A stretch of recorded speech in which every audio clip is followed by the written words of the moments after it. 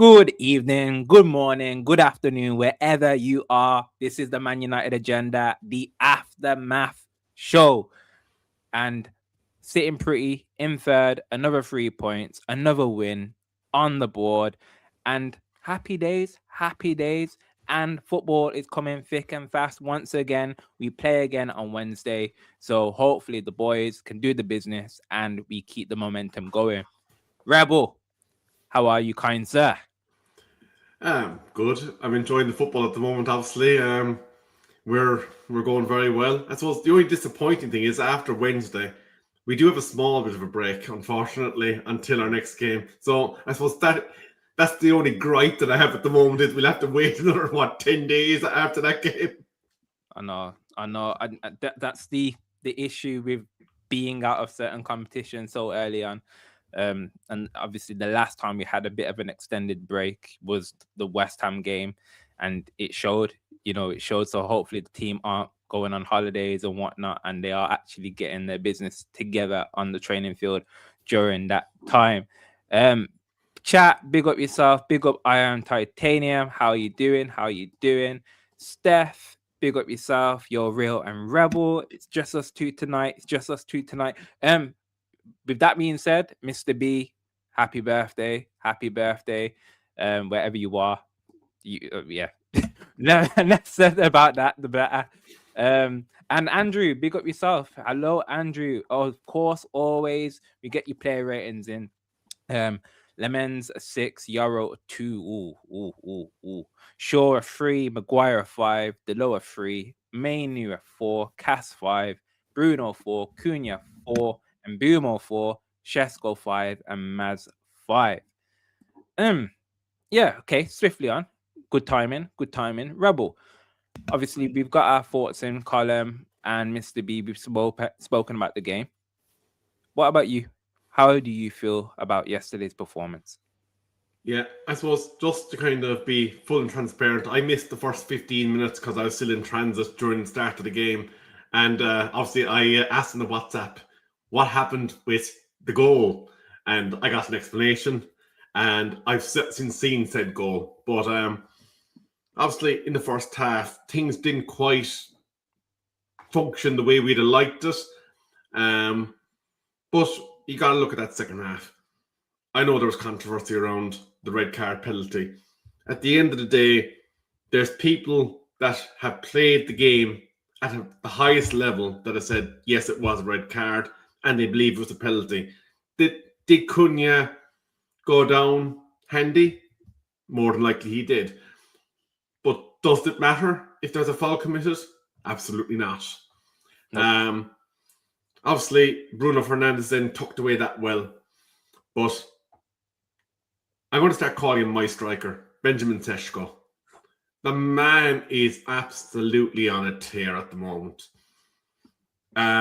You can say it's the quality of the ball that's going in. You can say that Manchester United as a club have started to function as a unit. Is there still problems there? Of course there is, but that doesn't matter. You're getting 3 points on the board. So we have to take that for what it is. And look, the results speak for themselves. The only dropped points was a draw to West Ham. Yeah. We are still undefeated in the calendar year 2026 in the Premier League. The only club to remain in that coveted status. Is it going to last for the rest of the season? Possibly. More than likely not. But when it happens, it happens. We're not going to throw baby out of bathwater over one single result, are we? But I suppose just to kind of preempt the question, the reason why we're talking about Carrick, Mr. Williams, is because Fabrizio Romano, on the back of yesterday's result, stated that internally it is believed that Carrick is playing himself into a coveted position where he's now been highly considered towards getting the job. And we will get to that in due course. But in terms of the game yesterday, I think it's absolutely refreshing because you probably watched Arsenal and Chelsea later on that evening.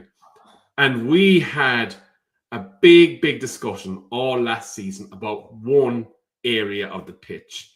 One that is now occupied by a certain Belgian who hasn't done anything catastrophic, is solid, goes about his business, and plays the game of football.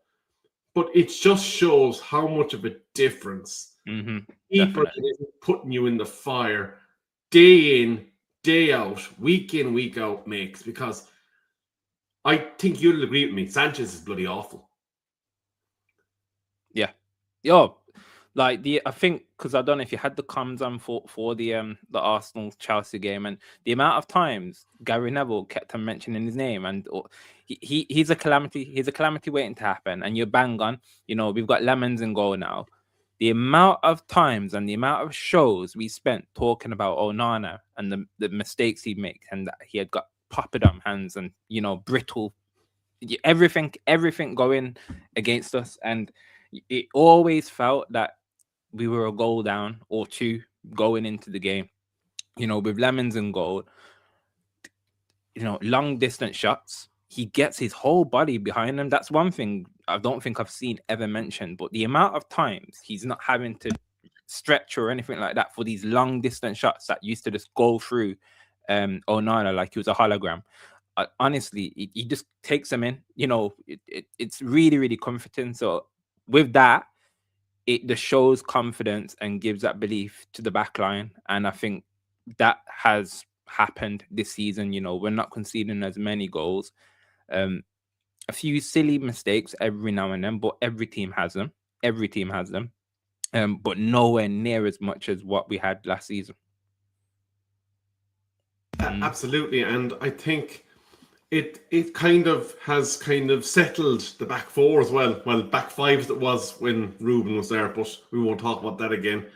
But like, you don't see our defenders as panicked because they're kind of going, well, one of two things is going to happen. He's either, if he punches it, it's going to go in a certain direction away from the play. If he catches it, he catches it. We don't have to be worried.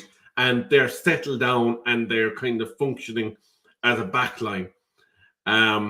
It's just amazing to watch. Now, obviously, we still have errors, but they're understandable errors. Like, no goalkeeper, unless they are programmed by AI and are an absolute cyborg, is going to be absolutely perfect week in, week out. And obviously, I think you heard the old adage before. If the spine of your team is solid, then we're obviously going to benefit going forward. Mr. POTUS, I see that out of the corner of my eye. No, please God, no, absolutely not, never again. No, okay, I agree with that. Back three, it's not happening. It's not happening. Eddie, hello, kind sir. Big up yourself. How you doing? Who else is here? The comments are going today. We deserve better. Hello. Vinny, hello. Jessica Miller, WWE, from here from the phone. Hello. But yeah, I couldn't agree more. But let's talk about the topic in the title. Has Carrick done enough?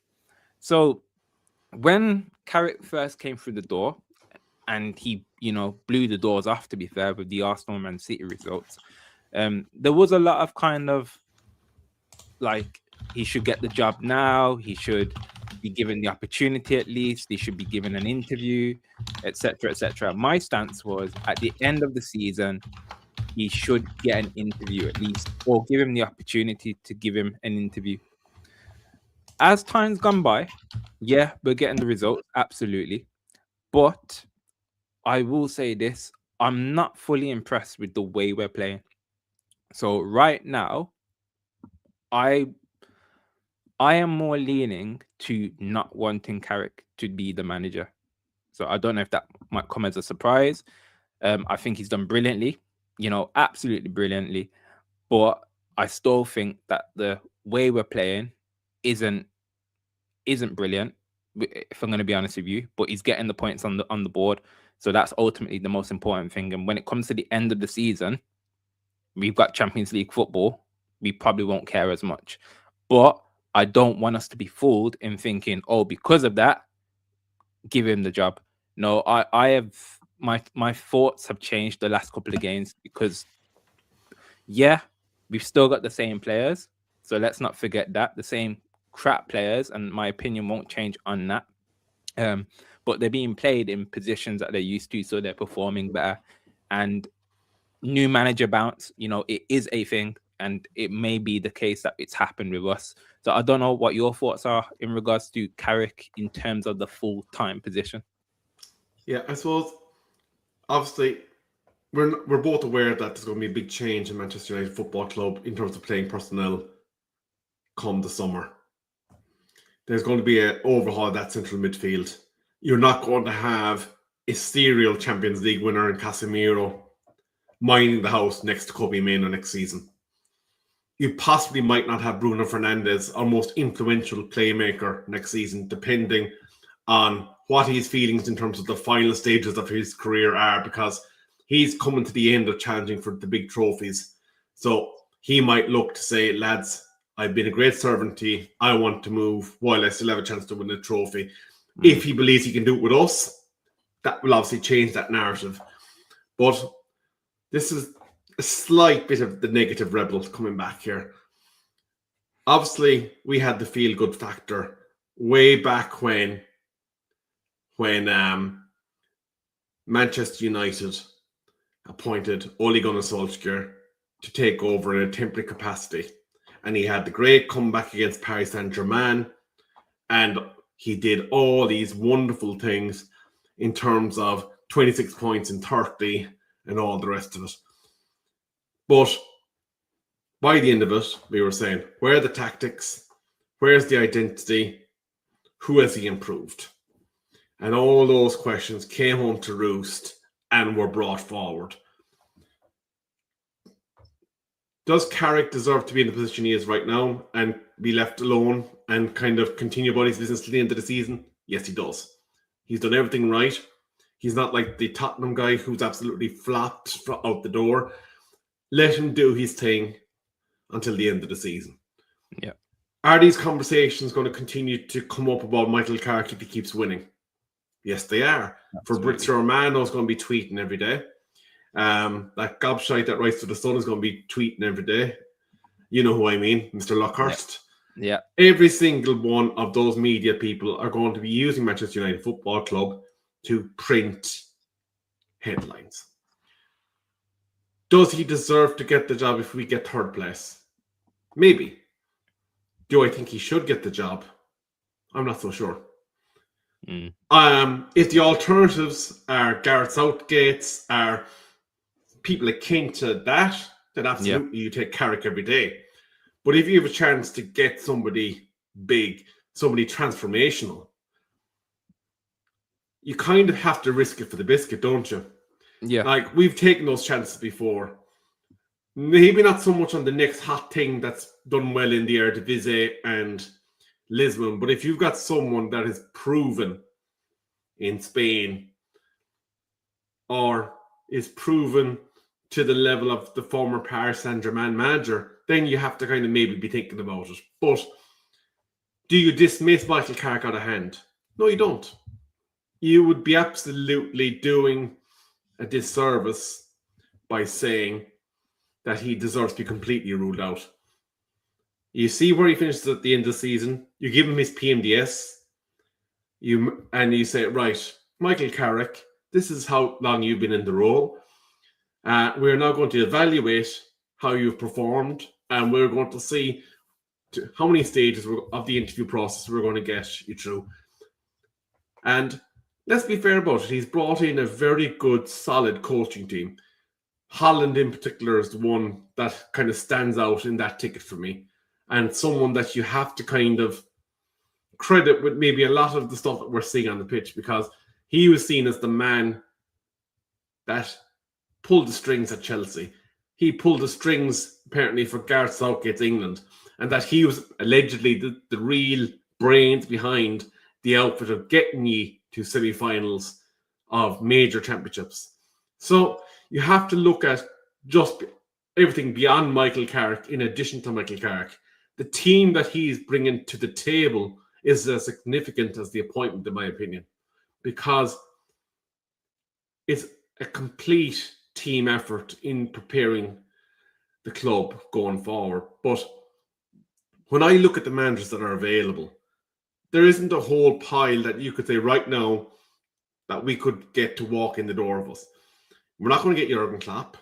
We're not going to get Nigelsmann. We're not going to get, because every single one of them has a reason why we wouldn't be bringing them to Manchester United. Whether we feel that they're past it, whether we feel that it just wouldn't work because of their previous clubs. There's a lot of reasons why the managerial field is a bit thin at the moment. Look at what Chelsea appointed. Look at Tottenham. Look at the other clubs in the Premier League. We're all struggling to find someone that we believe is going to be top class. And I think it's that reason that we will continue to be looking at Michael Carrick. So I think I agree with the point that you make in regards to, I think we will go with Michael Carrick. And I absolutely think he needs to go through the same stages that anyone that's going to be interviewed goes through. I think he's earned that, even at this stage. Unless he completely fumbles the situation. I'm speaking with the assumption we've got Champions League football. I won't say otherwise. I think we've got it. I don't think, as a United fan, I will be told not to say that. But yeah, I might have egg on my face if that does not happen. But in regards to my thoughts now, is I'm feeling a bit greedy. I'm feeling about getting, you heard the saying, get the best in class. Carrick's not best in class. I want us to go for players that are going to be Champions League elite ready players. And I want us to do that with a manager. So in terms of the pick of the bunch and who is available, we will have to see, because there's going to be a lot of things that change in and around that World Cup. People will want the Manchester United job, so they will give up certain positions. The only thing that did surprise me is Thomas Tuchel signing and extending for England longer. I didn't expect that, but we will be given names. There will be opportunities for people, and again, it's not fully cemented yet about this Champions League opportunity. As soon as it becomes official, Manchester United are in the Champions League, there will be managers, throwing their knickers at our front door and everything, trying to get in, because honestly, we are the biggest club in the world when it comes to manager position. I'll throw a question to you now. Two things that might happen. I'm going to throw out the two hypotheses to you.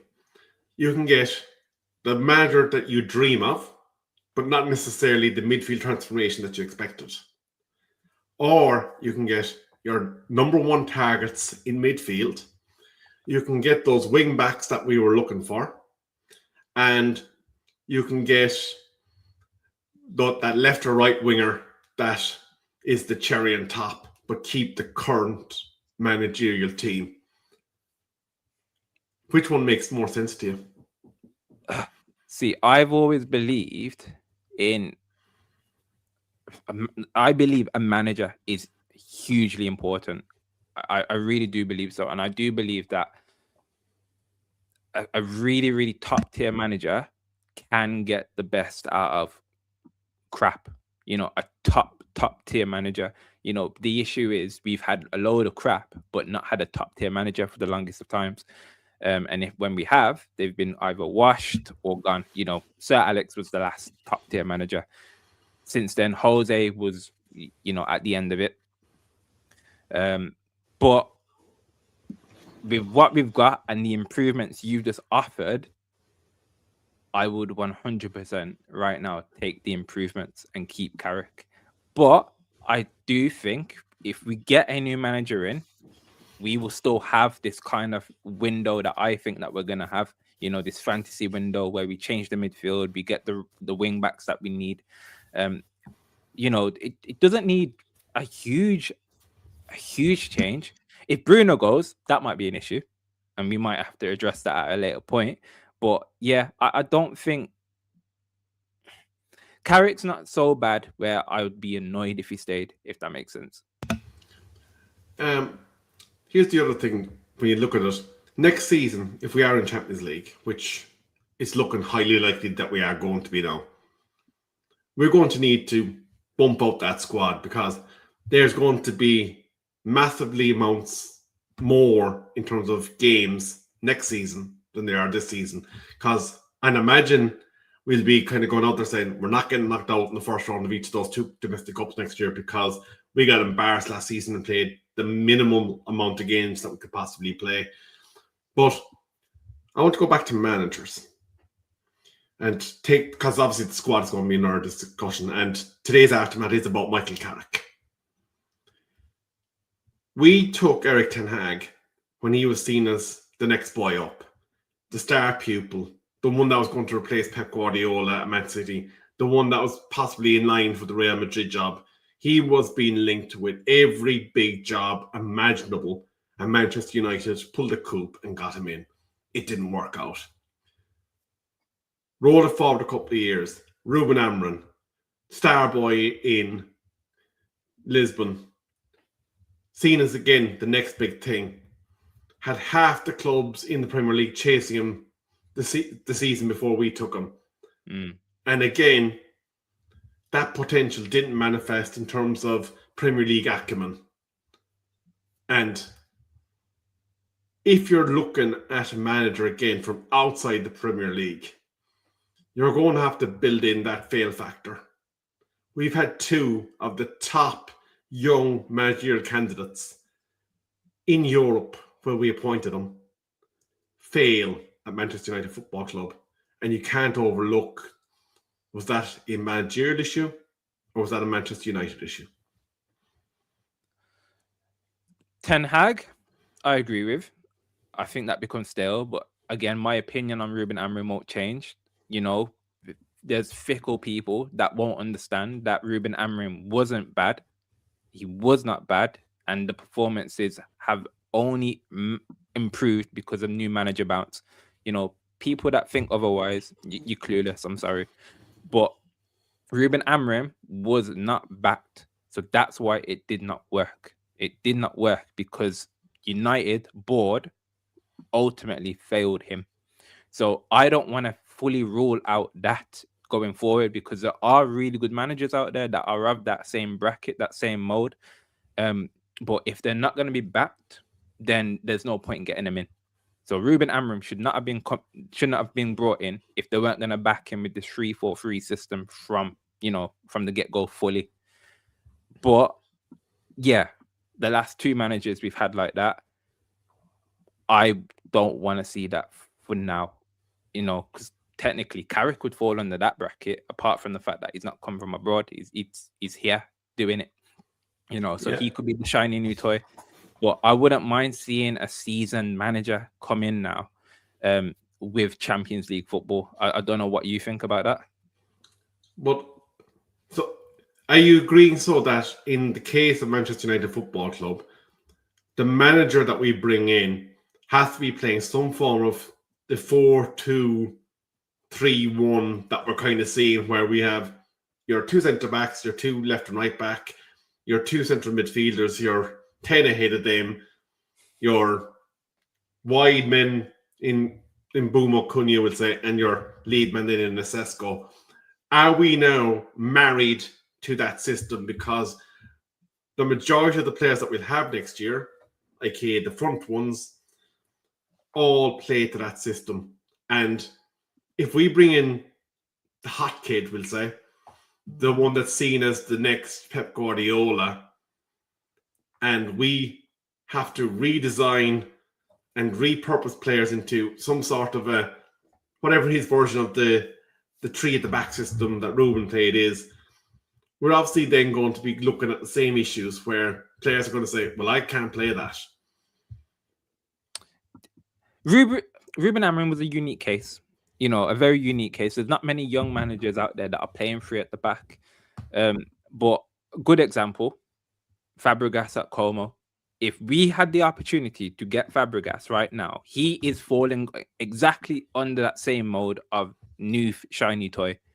But what he's done with Como and how he's managed to transform that team, he's had backing, and he's playing a 4-back at this moment in time. So I want the manager, and this is where Amorim failed, to be able to adapt and not be stubborn about it. He adapted and was stubborn and said, "Oh, I've only done this because of injuries. I'm gonna go back to my old system," and ultimately that lost him his job. But I do think, just for the sake of, I can't for my own mental health, not have a conversation similar with Onana. That Onana conversation's gone. I can't be having this conversation about 3 back, 3 back, 3 back, 4 back, 3 back, 3. Just keep it simple. Get someone that's going to play 4 back just to end that discussion. Like, ultimately, just end that discussion. I think. What do you think? Are you fully back in the camp of 4 at the back? I don't ever see 3 at the back for us again, which is why the likes of an Oliver Glasner is never going to be our manager, because he doesn't play the system that we need to play. Like, we're looking at whatever about De Ligt. We don't know what's wrong with him. He may never again play football for us, depending on how bad his injury is, because they haven't told us the truth. But when you look at Manchester United Football Club, when you look at the players that we have, like, 3 at the back just got swallowed up in the Premier League. Like, how many clubs play it in Premier League football, and how many points are they on? It just didn't work. And you look at Liverpool when they were playing their best football. Did they ever play 3 centre-backs? No, they didn't. Manchester City, have they ever played 3 centre-backs playing their best football? No, they haven't. So the formula of being successful in the Premier League is there. You can do whatever you want in terms of the movement and having extra defenders in certain phases and whatever you want. But you do not go out lining out, playing 3 at the back and sacrificing your battleground, your central midfield. Like, there's obviously leagues that works in. Premier League is not one of them. Like, Crystal Palace are going to be getting rid of their 3 at the back manager at the end of the season. The wheels have fallen off of Crystal Palace. And Oliver Glasner will not be their manager next year. And for our sake, and for banter's purposes, he'll probably end up in Tottenham. Because that's what they do. They appoint someone that will absolutely be the wrong fit for them. But I'm not going to go into that today. But Andrew's actually hitting the nail on the head there. The tempo that you play the game at, that is what the key is. So when we look to replace Casemiro, we're obviously not going to get a like-for-like replacement. That's not going to be possible.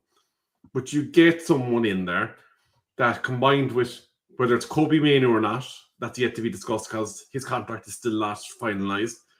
And whoever then is ahead of them, they have to be able to kind of interact in the same way that you would have had with Casemiro in the team.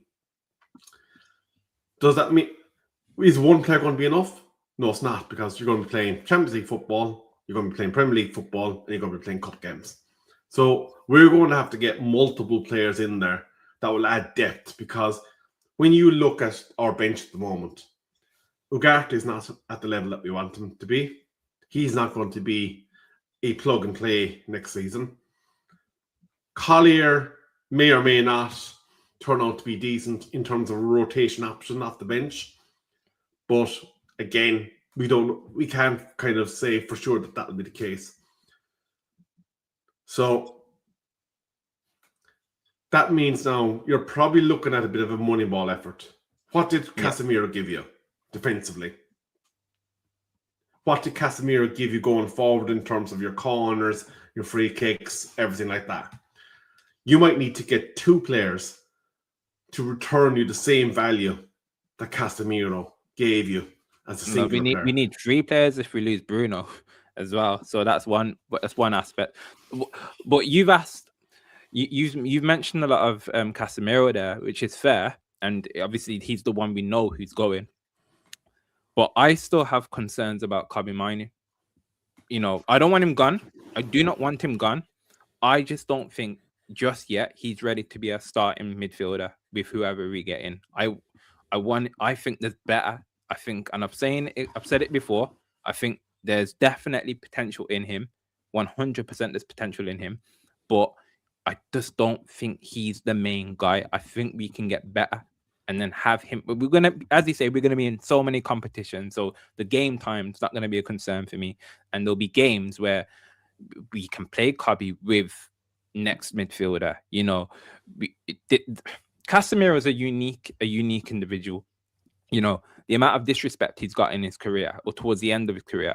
We need to let's not forget how many Champions Leagues he's won, everything he did at Real Madrid, even when he came to us and what he's done for us. You know, tired. I've always said it's not always about tired legs. You know, but ultimately he's put in a shift for us. He's a passionate player, and he's got us so many clinch goals. Same with Maguire, but Casemiro gets us so many clinch goals.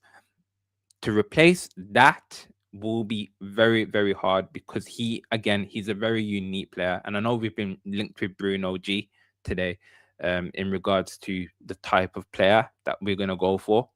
I don't even think he's like Bruno G. I think Casemiro is in his own element. So I agree. There's going to have to be two players, three midfielders. You know, we all season we've been saying we need to get two midfielders, and I think we need three because I just don't think Mainoo is ready to take that mantle, especially when Casemiro goes. Actually, interesting that you mentioned Bruno G. There's obviously going to be a lot of moving parts as to whether it's even possible to prize him from Newcastle Football Club. It depends on where they finish in league table and what happens there with them. Mm-hmm. But I think the curious part for me is, and again, we're getting this from your run-of-the-mill print merchants in the media, that Casemiro has allegedly handpicked him as the one that Manchester United should go looking at to replace him. There's two players at Newcastle, because Chat Sports mentioned the other one that Manchester United allegedly are interested in, the other one being Tonali. But it's always interesting when a player that's going outside the door, that's leaving your football club, is kind of going, do you know, boss, I know exactly who you should get. Get him. Yeah. And he'll know, obviously, from his relations at the national level. He'll know. And they are close in terms of what they can do. I just think Casemiro is in his own element, and then you've got Bruno G, who's in like the next class below. But I'll take Bruno G. You know, first of all, Newcastle fans will not like it at all. Definitely not. But he's passionate. He's a passion player. You know, he's had a very good season as well in terms of goals and goal contributions as himself, which that's not normally his game. Which you would say that was like Casemiro. So I get it. I get the reason why he's labeled him as goal for him. Are you a fan of Bruno G yourself? Absolutely. Couple of things in his favour. He's class, number one. Number two, he does it in the Prem. He does it in the league that we operate in. Mm-hmm. He plays against all the big names in the other teams. He plays against City's best, Arsenal's best, Chelsea's best, Liverpool's best. He operates against all these teams. Yeah. And I think when you look at Newcastle Football Club, they've reached a certain point on Eddie Howe. They are not advancing any further. That is the peak that they are currently. So to advance further, they are going to have to kind of reevaluate themselves and redo themselves. Is it likely that Newcastle sell them? That is a question that Mr. Portis is posing, and we're going to have to pay up if we want them. Like, let's be under no illusions here. If Newcastle are going to get rid of a top quality central midfielder, you are going to pay through your nose for those players. No, not if they don't get Champions League. Honestly, all these players will have clauses, and it'll be down to us to put the pressure on these clubs because we are the bigger club. We are the bigger club, but bear in mind who owns Newcastle Football Club. They are filthy rich. You say they that, have no need for money. They still have to comply by the rules. You know, they didn't want to let go of Elliot Anderson, and they had to let him go under similar circumstances. They had to let go of what's his name? Oh no, I'm thinking of I'm thinking of Villa. I'm thinking of Villa are also in the same way. They got Ramsey from Villa, but similar. These two clubs, they're the two that have got money behind them, but for whatever reason, they get themselves in these silly little holes where they mess up financially because they don't have the revenue that we have behind them. It's like they've cheated. You know, when I don't know if you play Football Manager and you can tick that thing where it says get takeover, but if you've not got the revenue behind you, it doesn't mean anything. So it became. Here's a question for you. So in that case, if it was, let's talk Football Manager type transfer deal here. If Manchester United rocked down to Geordie Shore tomorrow morning and said, we want Bruno, we want Tonali, and we want Hall, are you taking all those three players, number one, and would you burn your entire budget on them? On all three of those? Yeah. It would massively improve us. Like, massively improve us.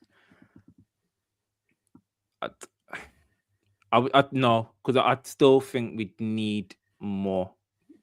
I still think we need we need a winger for starters. We definitely need a winger. That's one thing for certain.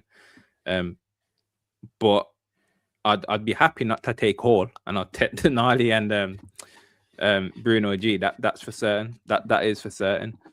Let me have a look at the comments, people. How are we doing? I can't see Newcastle selling those players to us. They're not gonna want to. They're not gonna want to, Steph. But if they don't get Champions League football, you know, Eddie Howe might be out the door, and then there might be an exodus of certain players because, for whatever reason, that there seems to be this bond between the players and Eddie Howe. But I don't see that lasting once Eddie Howe goes out the door. And Andrew agrees with you in regards to, I think, the criteria that you said about Bruno G, Prem proven, and I absolutely agree. I love Bruno G. I really would. 16 watching, if you've not done so already, please smash a like. We really do appreciate it. It is the aftermath. Yeah, we love the show. Always talking the business after the game.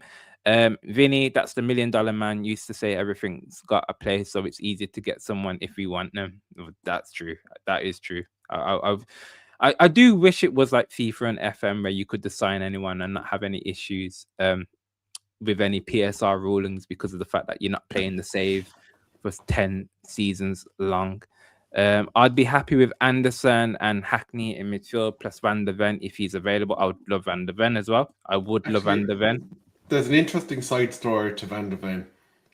And as you know, Dermot appears with Mr. B on a Friday night on a regular basis. You've had the opportunity to be on live with him multiple times as well. Very proud Irish Tottenham Hotspur fan. But it's believed that there's a clause that the astute agent of Mickey Van der Ven inserted in the absolutely outrageous possibility that Tottenham Hotspur got relegated. Apparently, he can leave for somewhere between 30 and 40 million. Good. If that happens, which I think they get relegated, by the way. I think they get relegated. If that happens, we have to get him. We have to get him. Like, it's not even a question. We have to get him. I'm guessing you agree. You want Van der Ven, if for that money anyway. Like, that's chicken feed for a centre back. Yeah, exactly. We'd have to get him if that was the case. Just to touch upon what you mentioned earlier, then Shesko, because we've given Shesko some love, and well-deserved love. I just want to say some names and what could have been. Delap, Gyökeres, Watkins. So they were the three that we were highly linked with for pretty much most of the transfer window. And then we ended up with big Benjamin Shesko. Talk about dodging bullets. I don't think I thought all the others would have done so badly this season. And then Shesko shines so brightly. I don't know what your thoughts are about Benjamin Shesko. I know we all love him, and he's doing the business. But is he exceeding expectations, or is there still more that you think you can't wait to see? I think it's important to talk to him in the confines of the three other names you mentioned. Roy Delap would have been, Liam Delap would have been pretty much a bench player. Yeah. At the end of the day, he just didn't hit the lights. And they brought in João Pedro. And he's the junior minister to that. Like, would Delap be a fine squad player? Yeah. But he wasn't going to be a main striker. Watkins. Would he have been? Because I'm concerned he would have come in to be the main striker. I don't know. Well, I'm not going to talk about what our lot would have thought that signing would have meant, but in reality, if he was brought in as that backup striker, it would have been very quickly not been the main striker. I agree. Yeah. Watkins was seen as England's number 2. The heir apparent to Harry Kane's throne. Gave every reason why anybody should be pursuing him in the way he's performed in the previous seasons. And I think what you're looking at this season is probably a testament to where Villa are in terms of how stretched they are as a football club, playing on multiple fronts. And they are struggling because of it. Do I blame Watkins for that? No. Will Watkins be at Villa next season? No. I don't see it happening. I think he gets one last move, a chance to rejuvenate, because I think Villa, with their financial problems, are in big trouble. Where he ends up is anyone's guess. It could be somewhere like Bayern Munich, because apparently Vinny Company likes shopping in the Premier League, and imagine Harry Kane will have him clued into that. Gyökeres. Look, we're always going to give him banter because he's signed for one of our rivals. He's not a terrible striker. Are we going to laugh when he fluffs his lines? He is a terrible striker. Yeah. He is a terrible striker. Like, he's going to get those goals every season. Like, he's going to get 15, 20 goals. It's inevitable. Like, the way he plays his football, he's going to score goals.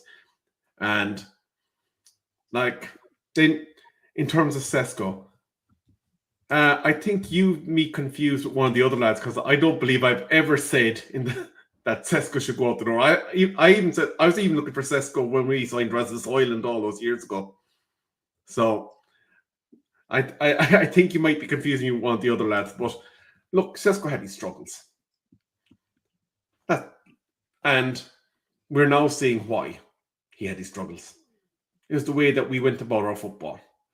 Because Gabriel Bonlor had to eat his words on Benjamin Sesko. There's multiple pundits in the media that are eating their words and saying, okay, we were wrong about the boy. He is a Premier League striker. But you have to give him his flowers. Like, he sat through probably one of the most depressing periods of time that any young Premier League footballer could ever kind of go through. Brought in for a big price tag. Brought into one of the most famous clubs in football. And didn't hit the ground running as much as you'd like to. Found yourself subject to the bench. Not getting your opportunities. Wondering, have I made a mistake in coming to this football club? All those things were probably going through his head. His manager gets sacked. He doesn't get back in straight away.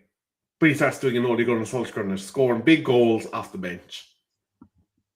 He gets put in the starting 11. We go down 1-0 to Crystal Palace. He's there to get the winner.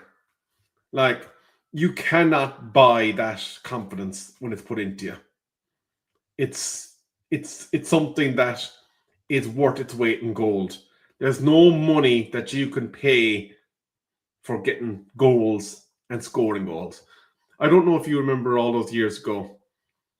Rashford was flying through the Golden Boot. He was leading lines. But when you looked at Manchester United Football Club, there was Rashford's goals that were up there in the 20s, heading for 30, and the next one was in single digits. And we were always wondering, what happens if those goals dry up? This year, Mbeumo's getting goals. Yeah. Bruno's getting goals. Shesko's getting goals. Cunha's getting goals. And then we have the likes of Cass, Maguire, De Ligt when he was fit, all getting goals. The goals were coming from multiple places. And if one wasn't scoring, you were kind of going, well, he'll be back, but this guy's going to score. Yeah, and that's the beauty of this current like squad.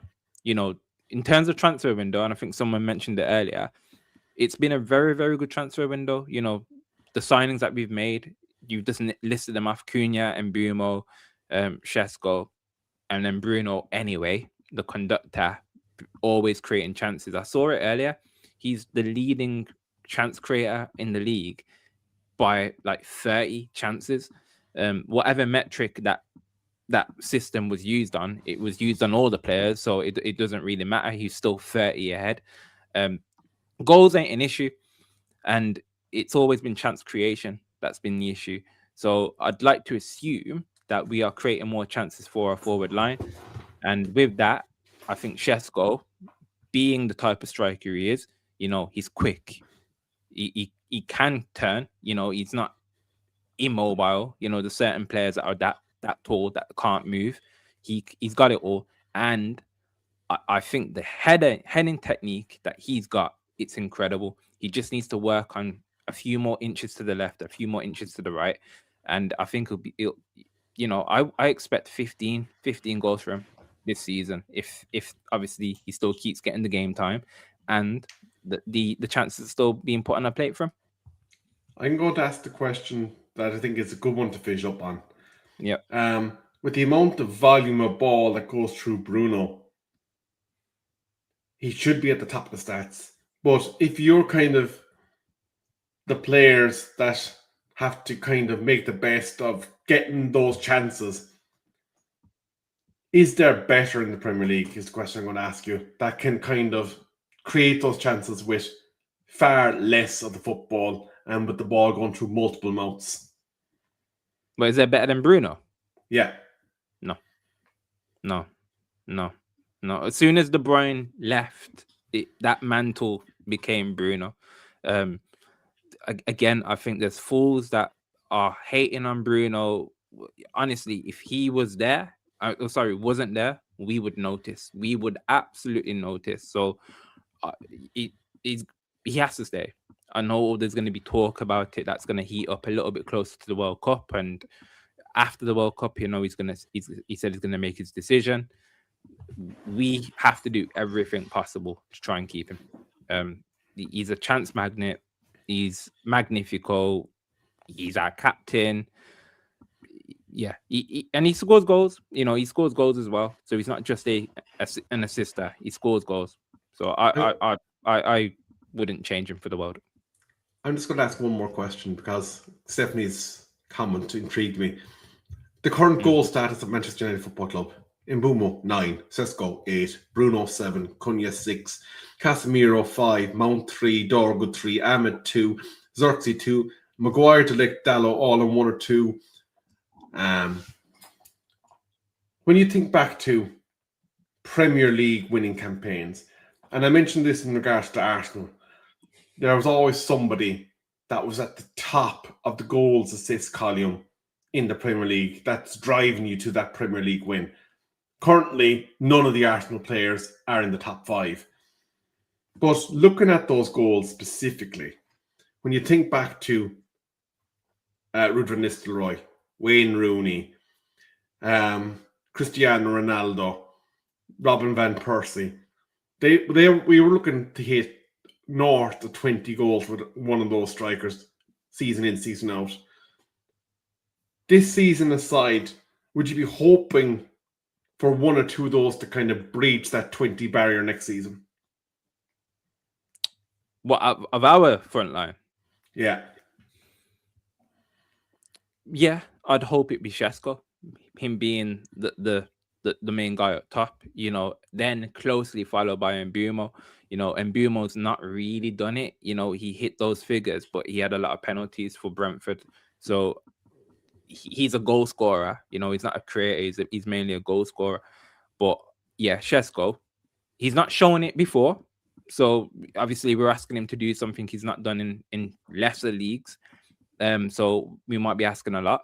But in terms of Premier League titles, if we want to be looking for that, then we need a 20 goal a season Premier League type of striker, or at least someone that's going to be putting him in.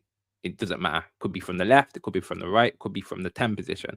But a 20 goal marksman, it has to be. It has to be. I don't think history suggests otherwise, unless this season Arsenal do it via corners. But yeah.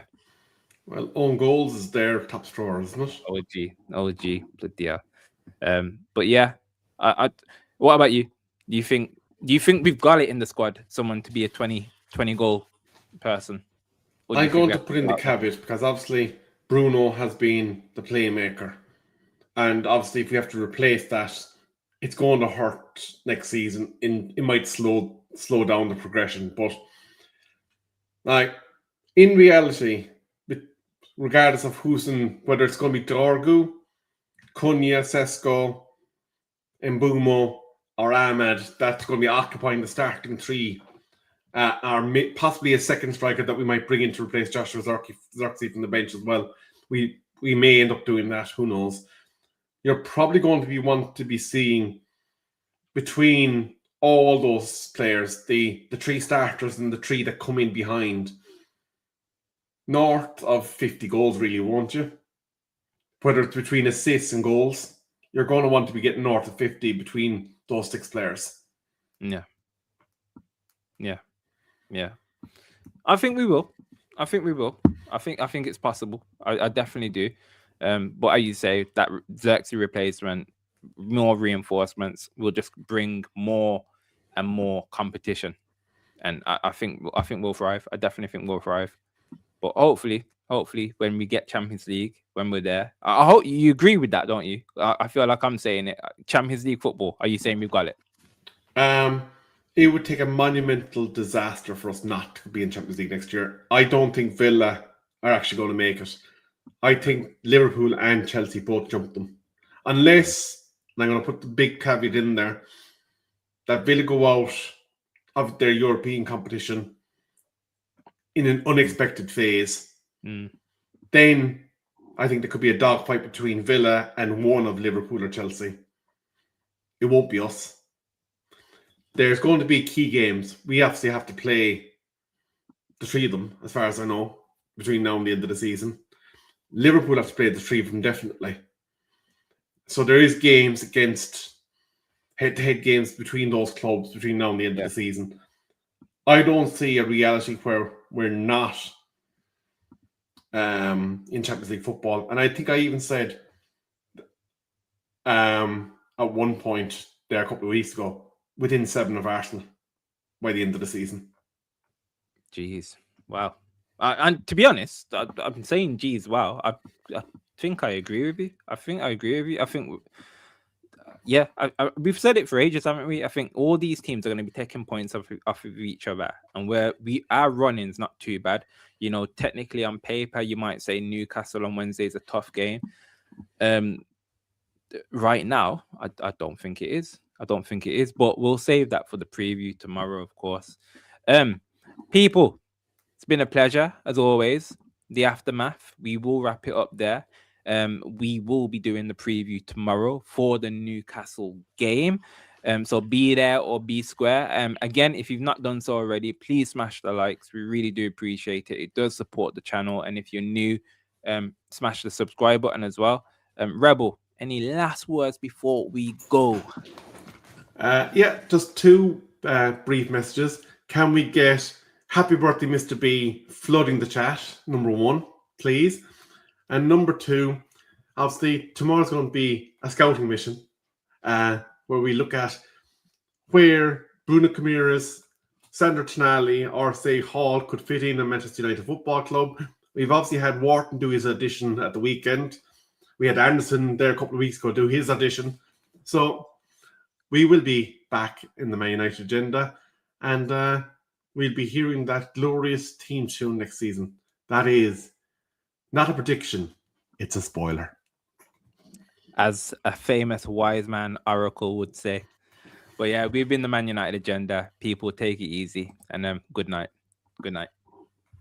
Glory, glory.